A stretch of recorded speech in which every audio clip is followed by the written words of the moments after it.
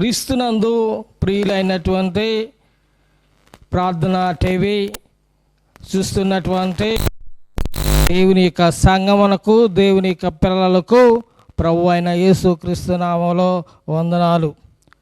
మరి మన కుటుంబాలు దేవుని చిత్తానుసారంలో మరి నడుచుకుంటున్నాయని, దేవుని యొక్క ఆశీర్వాదంలో ఉంటూ ఉన్నాయని నేను నమ్ముచూ ఉన్నాను. నా కోసము మీరు ప్రార్థిస్తూ ఉన్నారని మేము నమ్ముచూ ఉన్నాము. ఇక సమయంలో దేవుని చిత్తానుసారంలో మనము ముందుకు కొనసాగినట్లుగా ఆయన వాక్యమును మనము ప్రకటించుకుందాం. ఇక సమయంలో ముందుగా మరి దేవుని వాక్కులు మనతో మాట్లాడినట్లుగా ముందుగా మనము ప్రార్థన చేసుకుందాము. ప్రతి ఒక్కరు కూడా ఆ యొక్క టీవీని చూస్తున్నటువంటి ప్రతి ఒక్కరు కూడా కళ్ళు మూసుకున్నట్లయితే మరి ప్రార్థన చేసుకుందాం. నేను చేసే ఉన్నటువంటి యొక్క ప్రార్థనలో మీరు కూడా ఏకీభవించి దేవుని యొక్క ఆశీస్సులు పొందుకుంటారని నమ్ముచు ఇక ప్రార్థన చేస్తున్నాను. ప్రతి ఒక్కరు కూడా ప్రార్థనలో కొనసాగుదాం, ప్రార్థన చేసుకుందాం. ఇక సమయంలో కృపాసత్య సంపూర్ణ దేవాతి దేవ, రాజులకు రాజా, సర్వాధికారి, నిత్యుడగు తండ్రి, సమాధానకర్తగా మా ప్రభా నీకే వందనాలు, స్తోత్రం. నీ బలమైనటువంటి హస్తాలకు తండ్రి ప్రభా మమ్మల్ని అప్పచెప్పుకొని ఉన్నాము తండ్రి ప్రభా. ఇక ఈ యొక్క సమయంలో తండ్రి ఎవరైతే తండ్రి ప్రభా వాక్యము వింటూ ఉన్నారో తండ్రి, అలాంటి వారిలో నా ప్రభా నీ కార్యమును తండ్రి జరిగించమని ప్రార్థన చేస్తూ ఉంటున్నాము తండ్రి. ఆత్మ సంబంధమైనటువంటి ప్రతి ఈవిని తండ్రి ప్రభా వారికి అనుగ్రహించమని ప్రార్థన చేస్తూ ఉన్నాం. మరి ముఖ్యంగా నా ప్రభా నీ వాక్యము ద్వారా నా ప్రభా ప్రతి ఒక్కరితో మీరు మాట్లాడండి, నాతోనూ అలాగే తండ్రి వినుచు ఉన్నటువంటి ప్రతి ఒక్క తండ్రి ప్రభా విశ్వాసతో తండ్రి ప్రభా మీరు మాట్లాడి నడిపించమని ప్రార్థన చేస్తూ మా జీవితాలను తండ్రి ప్రభా నీ చిత్తానుసారంలో నా ప్రభా బలపరచండి, స్థిరపరచమని ప్రార్థన చేస్తూ త్వరలో రాన యేసుక్రీస్తు నామములో ప్రార్థించి అడిగి వేడుకుంటున్నా మా పరలోక తండ్రి, ఆమెన్. సమయంలో దేవునికి స్తోత్రములు. ఇట్టి సమయం ఇచ్చినటువంటి ఆ యొక్క దేవాతి దేవునికి మనము ఎంతగానో రుణపడి ఉన్నాము.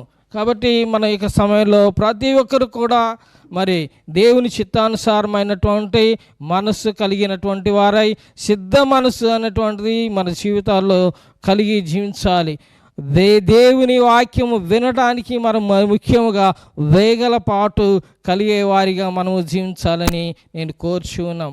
శ్రద్ధగా మనము దేవుని వాక్యము విని ఆ వాక్యము ద్వారా మన ఆత్మ సంబంధమైనటువంటి మరి జీవితం అనేటువంటిది ఫలభరితం చేసుకోవాలి. అంటే దేవుని వాక్యం వినుట వలన మరి విశ్వాసము కలుగుతుంది అన్నటువంటి వాక్యము ఎంతో మన జీవితాల్లో శ్రేష్టమైనది. కాబట్టి చెప్పబడినటువంటి ఆ వాక్యమును మనం విని ఆ వాక్యానుసారంగా మన జీవితాలు ఫలింపజేసుకొని దేవుని రాజ్యమును అంటే యేసుక్రీస్తు ప్రభువారు వచ్చినప్పుడు రెండవ రాకడా సమయం వచ్చినప్పుడు ఆ సమయంలో మనము కూడా ఆయనతో పాటు మరి ఎత్తబడేటువంటి సంఘముగా మనం ఉండాలని మనము కోరుకుందాం. అది ఎంతో శ్రేష్టమైనది. కాబట్టి ప్రతి ఒక్కరు కూడా గమనించుకోవాల్సినటువంటి అవసరత ఎంతైనా ఉన్నది. శ్రేష్టమైనటువంటి ఈవులు అనేటువంటి శ్రేష్టమైనటువంటి దర్శనము అనేటువంటి ఎంతో పవిత్రమైనగా ఉన్నటువంటి ఆయన మాటలు మనం విని ఫలభరితమైనటువంటి జీవితం అనేటువంటిది కలిగి ఉండాలి.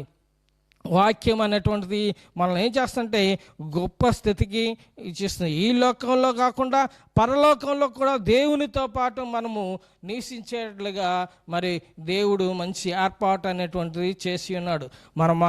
మన ప్రభు అయినటువంటి యేసుక్రీస్తు వారి ద్వారా మంచి సంకల్పం అనేటువంటిది మరి దేవుడు మన పట్ల కలిగి ఉన్నాడు. మరి ప్రభు అయిన యేసుక్రీస్తు ప్రభువారిని ఈ లోకానికి పంపించి గొప్ప మరి రుణాన్ని మనకి దేవుడు తీర్చాడనమాట. మన యొక్క రుణం అనేటువంటిది ఎవరు తీర్చలేదన్నమాట. ఏంటది? పాప రుణము అనేటువంటిది. పాపం వలన వచ్చేటువంటి మరణము అనేటువంటిది, ఈ మరణం నుంచి ఎవరు కూడా ఈ లోకంలో ఎవరు కూడా తప్పించేటువంటి వారు ఎవరు కూడా లేరన్నమాట. ఒక్క పాపమును క్షమించగలిగినటువంటి ఏకైక వ్యక్తి ఎవరైనా ఉన్నారు అంటే ఈ లోకంలో యేసు క్రీస్తు ప్రభు వారు మాత్రమే మన పాపములను క్షమించగలిగినటువంటి ఏకైక వ్యక్తి, ఏకైక దేవుడు అన్నమాట. కాబట్టి ఆయనను నమ్ముకున్నటువంటి మన జీవితంలో గొప్ప స్థితి అనేటువంటిది, గొప్ప పరిస్థితి అనేటువంటిది వస్తుంది. కాబట్టి మనం ఏం చేయాలనేటువంటిది మనం చూడండి, ఆయనను ఆనుకొని ఆయన చిత్తానుసారంగా మనం జీవించటం నేర్చుకోవాలి.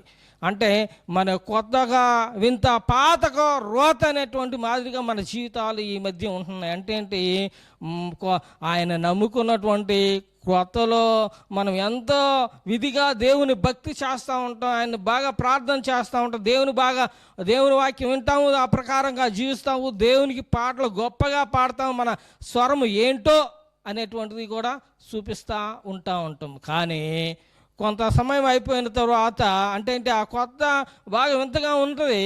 కొంతకాలానికి ఏమి జరుగుతూ ఉందంటే మన యొక్క ఆత్మీయ జీవితాల్లో పడిపోవటం అనేటువంటిది జరుగుతూ ఉంటుంది.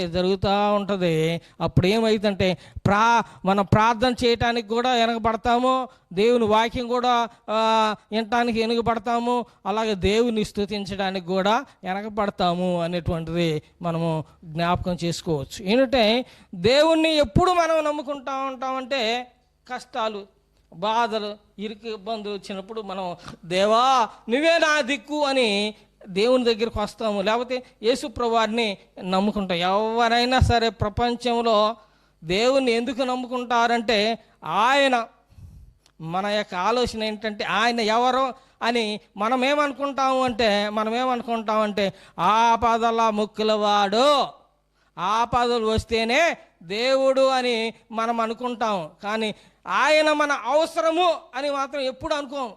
ఆయన లేకపోతే మనం లేము అని మనం అనుకోం. కానీ ఆయన ఒక ఆపదల ముక్కులవాడు, అవసరాల దేవుడు అనమాట ఆయన.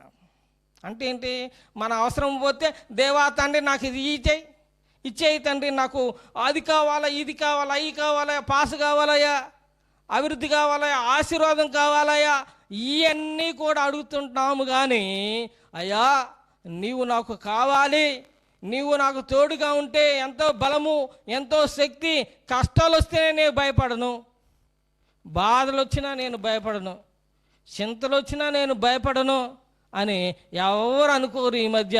ఎందుకంటే ఈ లోకము ఆ విధంగా విశ్వాసులను ఏం చేస్తూ ఉందంటే బురిడి కొట్టిస్తూ ఉంది. లోకానుసారంగా జీవించడానికి, లోకంలో ఉన్నటువంటి శరీరాశ, నేత్రాశ, జీవ డంబాల్ని అనుసరిస్తూ దేవుని పక్కన పెట్టినటువంటి తరంలో మనం జీవిస్తున్నాము అని మనం మాత్రం మరిచిపోవద్దు. కాబట్టి మనం కళ్ళు తెరుచుకొని మన మనోనేత్రాలు వెలిగించుకొని మనం ప్రవర్తించాలి, దేవుని అనుసరించటం అనేటువంటిది. పేతురు గారు చెప్పాడనమాట. అంటే ఆ యేసుక్రీస్తు ప్రభువారు ఆ నీటి మీద నడుస్తూ ఉన్నాడు. నీటి మీద నడుస్తూ ఉంటే పేతురు కూడా ఒక ఆలోచన వచ్చింది. ఏమని, అయ్యా నేను కూడా నీటి మీద నడుస్తాను అని ఆలోచన వచ్చింది. కానీ యేసు ప్రభువారు కాదనలా. అయ్యా నీవు కూడా నడవచ్చు నీటి మీద అని అన్నప్పుడు పేతురు నడవటం ప్రారంభించిండు, నీటి మీద నడవటం ప్రారంభించిండు. నడుస్తా అంటే యేసుక్రీస్తు వారి వైపు చూసినంతకాలము నీటి మీద నడవటం నడుస్తానే ఉన్నాడు అన్నమాట. నడుస్తానే ఉన్నాడు. కానీ ఎప్పుడైతే అంటే రెండు స్థితులు మానవుల్లో ఉంటాయి. అంటే ఏంటి, ఆత్మ సంబంధమైనటువంటి స్థితి, రెండవది శారీరకమైనటువంటి స్థితి. మనలో ఉన్నటువంటి ఆత్మ ఏం చేస్తుందంటే మనలను బలపరచడానికి చూస్తూ ఉంటుంది. అదే మనలో ఉన్నటువంటి శరీర స్వభావం అనేటువంటిది మనలను భయపెడతా ఉంటుంది. మనలో ఉన్నటువంటి ఆత్మ ఏం చేస్తుందంటే మనల్ని బలపరచడానికి నీవు భయపడవద్దు అని పరిశుద్ధాత్మ చెబుతాడు, దేవుడు చెబుతాడు భయపడవద్దు అని. కానీ లోకము ఏం చేస్తూ ఉంటుందంటే నీవు భయపడు అని భయపెట్టిస్తూ ఉంటుంది ఈ లోకం, శరీరం అన్నమాట కదా.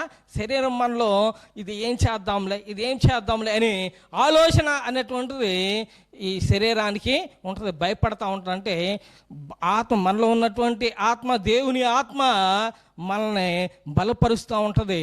కష్టం వచ్చినా, బాధ వచ్చినా, ఇరుకు ఇబ్బందులు ఏవైనా వచ్చినా కానీ మనము భయపడకూడదని పరిశుద్ధాత్మ మనలో ఉన్నటువంటి వాక్యము బోధిస్తూ ఉంటుంది. కానీ మనలో ఉన్నటువంటి శారీరక స్వభావం నువ్వేం చేస్తావని భయపెడతా ఉంటుంది. అయితే ఇక్కడ అదే జరిగింది. పేతురు భయపడ్డాడు. అక్కడ ఉన్నటువంటి చుట్టూ ఉన్నటువంటి పరిస్థితిని చూసి భయపడ్డాడు. శరీరంలో ఉన్నటువంటి భయం బయటికి వచ్చింది. అప్పటిదాకా మరి దేవుని ఆత్మ ద్వారా నింపబడినప్పుడు, దేవుని బలము ఉన్నప్పుడు అంతకాలం నీటి మీద నడిచిండు. కానీ అతనిలో ఉన్నటువంటి శరీర స్వభావం ఎప్పుడైతే బయటకు వచ్చిందో, భయం అనేటువంటిది కూడా బయటకు వచ్చేసింది. ఇప్పుడు ఏం జరుగుతూ ఉంది, అతనిలో ఉన్నటువంటి భయము అనేటువంటిది అంటే ఏంటి, భయం, అతనిలో ఉన్నటువంటి భయం అనేటువంటి చుట్టూ చూసి భయపడ్డాడు కాబట్టి ఆ భయం అనేది ఏం చేసిందంటే నీటిలోకి ఏం చేస్తుంది, నెట్టేస్తూ ఉంది, కిందకి తొక్కేస్తూ ఉంది. భయము. కాబట్టి నా ప్రియమైనటువంటి క్రీస్తునందున్నటువంటి సహోదరులారా, నా ప్రియులారా, నేను కోరుకునేది ఏంటంటే మనము క్రీస్తు యందు ఉన్నటువంటి ఆ యొక్క విశ్వాసం ద్వారా బలము పొందుకొని, ధైర్యము పొందుకొని, కష్టాలు వచ్చినా, బాధలు వచ్చినా, ఇరుకు ఇబ్బందులు వచ్చినా కానీ ముందుకు కొనసాగాల్సినటువంటి అవసరత ఎంతైనా ఉన్నది. అయితే మనలో కూడా శరీరం ఉన్నది, శరీర స్వభావం ఉన్నది. అది ఏం చేస్తూ ఉంటుంది, భయాన్ని ప్రేరేపిస్తూ ఉంటుంది. నీవు భయపడు అని భయంలోకి తీసుకొని పోతా ఉంది. అయితే మరి కీర్తనాకారుడైనటువంటి దావీదు గారు రాసినటువంటి 23వ అధ్యాయము 23వ కీర్తన మరి 1వ వచనం మనం గమనించినట్లయితే అక్కడ ఒక విషయం అనేటువంటిది రాయబడి ఉన్నది. ఏమని రాసిందంటే, యెహోవా నా కాపరి, నాకు లేమి కలుగదు అని. ఎంతమంది విశ్వాసులు ఆ మాట చెబుతారు, ఎంతమంది ఆ విధంగా ప్రవర్తిస్తారు?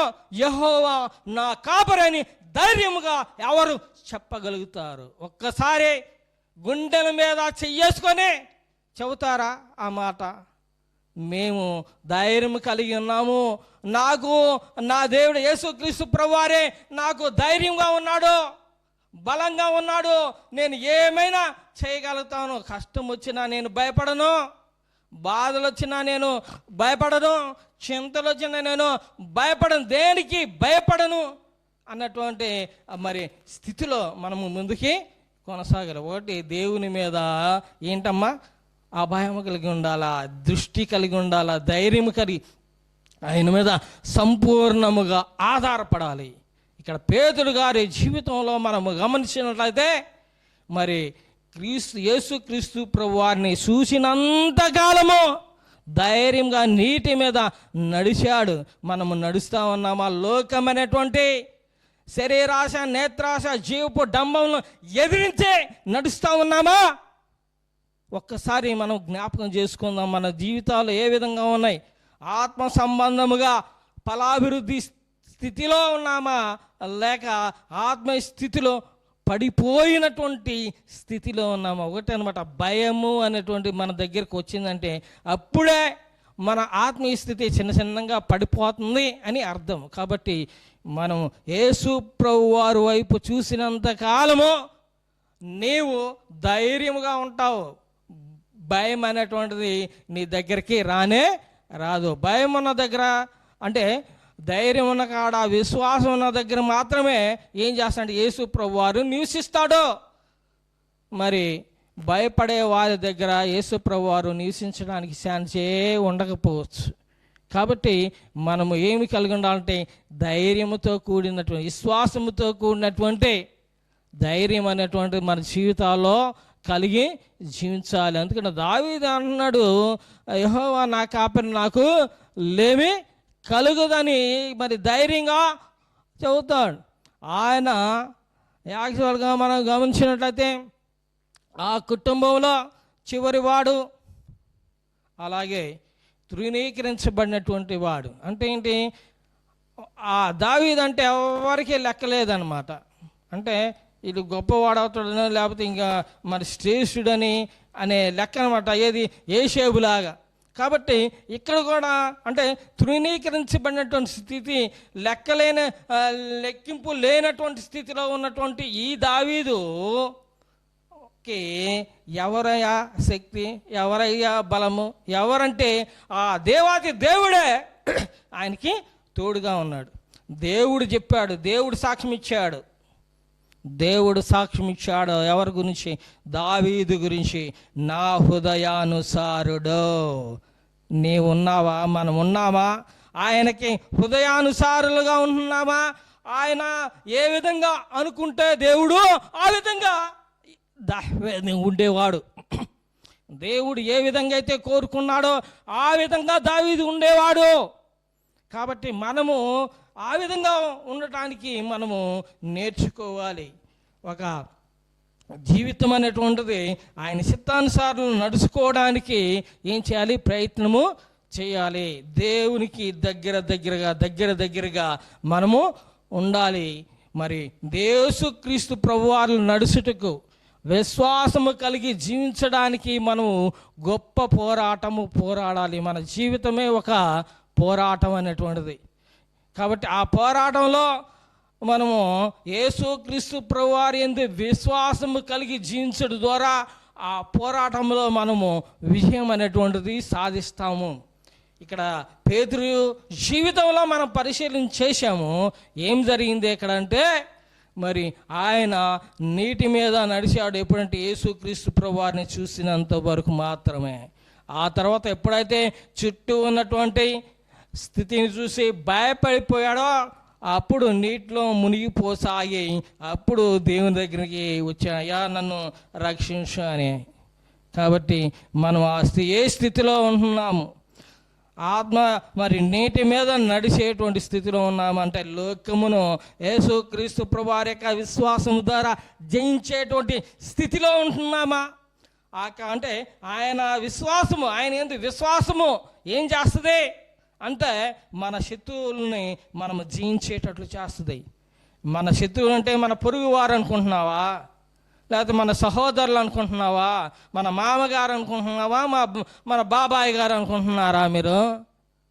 మనం అనుకుంటా ఉంటాం మన శత్రువులు ఎవరంటే మన ఇంటి పక్కన వాళ్ళే, మన లేకపోతే మన సిస్టర్ ఏమంతా అనుకుంటాం. కానీ వీళ్ళు కాదు.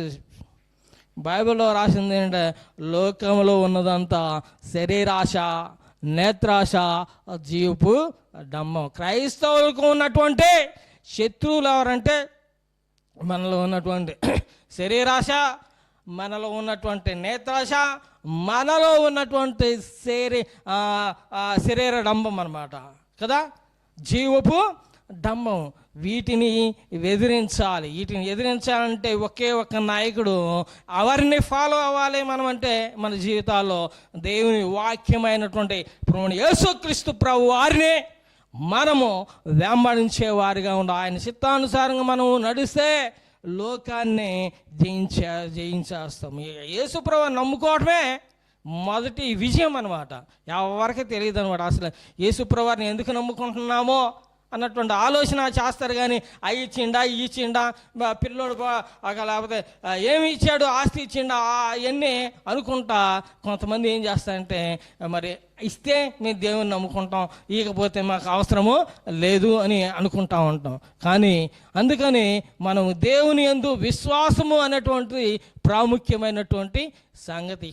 దాని ద్వారా మనము లోకాన్ని జయించేవారిగా ఉండాలి. ఇక్కడ చూస్తే ఇంకొక విషయం ఏంటంటే మనం చూస్తాము, దావీదు ఉన్నాడు, ఆ తర్వాత అన్నలు కూడా ఉన్నారు. అన్నలు కూడా గొప్ప సైనికులు అనమాట, ఆయన అన్నలు అనమాట. అయితే గొల్యాతు వీరికి వ్యతిరేకంగా ఉన్నాడు. ఎవరికి అంటే ఇశ్రాయేల్ ప్రజలకి వ్యతిరేకంగా ఉన్నాడు. అయా పలుకుతా ఉన్నాడు ఏంటంటే, మీలో ఎవరైనా ఒకరు రండి, నేను ఒకరిని వస్తాను, నన్ను కానీ జయిస్తే మా రాజ్యం మీకు ఇస్తాను, మీరు కానీ ఓడిపోతే మీ రాజ్యము మాకు ఇవ్వండి అని గొలియాతు పలుకుచున్న 6 మూరలు అయితే జ్ఞానం అన్నమాట. అయితే అందరూ కూడా భయపడతా ఉన్నారు. ఆ యొక్క అన్నలు భయపడతా ఉన్నారు. ఆ యొక్క రాజు ఎవరంటే ఆ యొక్క సౌలు రాజు, ఆయన కొడుకు, ప్రతి ఒక్కరు కూడా ఆయనకి భయపడతా పోతే చంపేస్తాడన్న భయం అనేటువంటిది వారి జీవితాల్లో ఉంది. కానీ ఎవరైతే మరి దేవుని చేత హృదయానుసారుడు అని గొప్పగా సాక్ష్యము పొంది ఉన్నాడో, గొప్ప సాక్ష్యం మనం పొందుతూ ఉన్నామా? దేవుని వలన ఎలాంటి సాక్ష్యము పొందుతున్నా? బలా నమ్మకమైన మంచి దాసుడా అని పిలువబడతా ఉన్నావా? చెడ్డ దాసుడా అని పిలువబడతా? ఏ విధమైనటువంటి సాక్ష్యము మనము పొందుకుంటున్నాము దేవుని వలన అనేటువంటిది మనం గమనించుకోవాలి. ఇక్కడైతే మరి దావీదైతే మరి గొప్ప ధైర్యం ఏంటి? తన హృదయంలో ఎవరన్నారు? యేసుక్రీస్తు ప్రభు వారు దేవుడు ఉన్నాడు. ఆయన హృదయంలో హృదయానుసారంగా చూస్తూ ఆయన్నే ఆరాధిస్తూ ఉన్నాడు, ఆయన్నే కనపరుస్తూ ఉన్నాడు, ఆయన్నే స్తుతించి చేస్తూ ఉన్నాడు.